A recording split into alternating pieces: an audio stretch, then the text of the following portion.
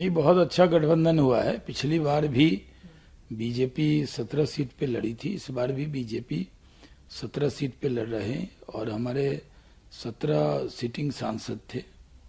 और जदयू पिछली बार जो उनके 16 सांसद थे, 16 सीट ही वो लड़ रही है। और जो चिराग पासवान जी की पार्टी है उसको 5 सीट दी गई है, 1 सीट उपेंद्र कुशवाहा जी को दी गई है और 1 सीट जीतन राम मांझी जी की पार्टी को दी गई है। तो बेहतरीन गठबंधन हुआ है। और पहले से भी हमारी जो सीटें थी वो सब सीटें जो एक आध सीट का एक्सचेंज हुआ है, आपस में बदलाव हुआ है, लेकिन ज्यादातर वही सीटें हैं जो पिछली बार लड़ी गई थी। और इस बार डबल इंजन की सरकार है और इस बार भी हम लोग 40 की 40 लोकसभा सीट कैसे जीते इसके लिए काम कर रहे हैं।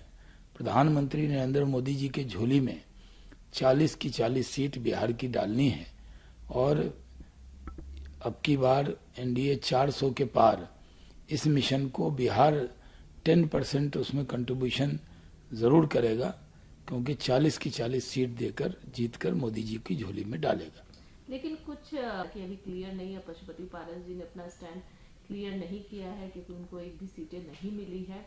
ये भी कहा जा रहा है कि शायद आरजेडी के साथ है। बहुत तरीके के कयास लगाए जा रहे हैं, कैसे देखते हैं ये सब? उस बारे में कुछ हमें जानकारी नहीं है, लेकिन अभी मालूम है कि कोई भी हमसे नाराज नहीं है।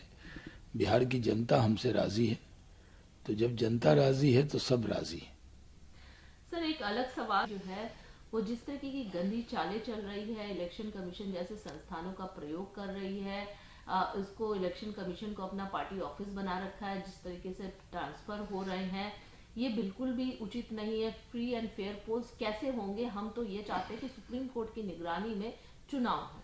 देखिए, जिस तरह की भाषा टीएमसी बोल रही है, जिस तरह कांग्रेस के नेता बोल रहे हैं, ये दुर्भाग्यपूर्ण है।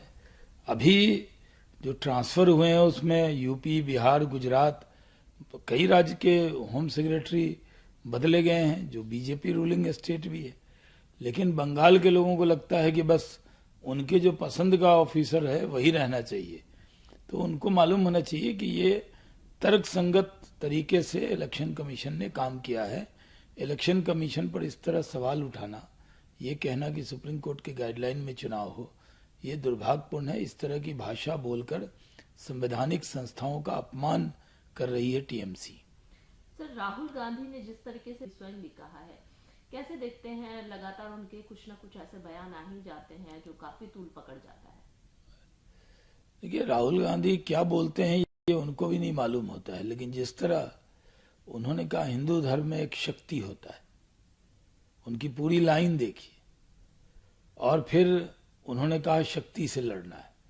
अब वो सफाई दे रहे हैं कि हमने कुछ और कहा था, लेकिन देश के अंदर संदेश चला गया है कि ये शक्ति से लड़ना चाहते हैं और देश की जनता शक्ति को बर्बाद होने नहीं देगी।